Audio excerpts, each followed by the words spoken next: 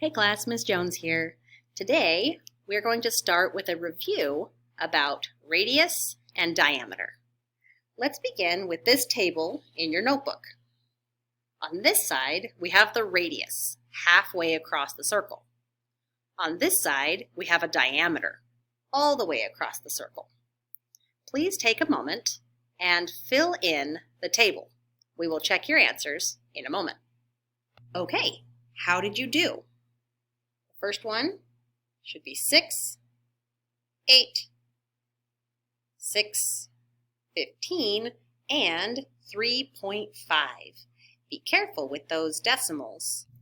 Okay, now that we remember the difference between a radius and a diameter, we're going to explore what happens when we find the area of a circle, but you're given the diameter instead of the radius. For example, here's my circle. And I have a line all the way across with a number on top. When you see this, you have to assume that it is the entire diameter because there's a line all the way across. But the problem with this is my formula for the area of a circle says I need to take pi times the radius squared. Uh-oh, I don't have the radius. But I can figure it out.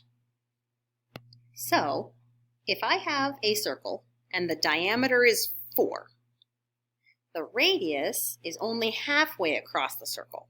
So it's half of that, or 4 divided by 2. So my radius is 2. Perfect, and you guys are really good at doing that as we did in our practice earlier. Now that you have figured out the radius, you can use the area formula just like we're used to doing. Just for fun, let's go ahead and finish this out.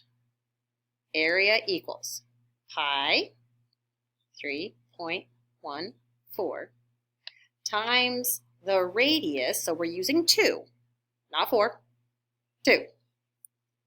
The radius squared. Well, 2 times is 4 times 3.14 is 6.28. And let's call these inches. And those inches are 2-dimensional inches, square inches. Okay, so that's not bad. We're going to be doing area just like we're used to, except we need to look at our drawing and decide what the radius is before we move on. Let's try one. Okay, let's say we have this circle. Please find the area. Okay, how did you do? Your radius should have been 6. When you square 6, you get 36. Then you times it by pi. Final answer, 113.04. Labeled inches squared. All right, good luck. Let's practice.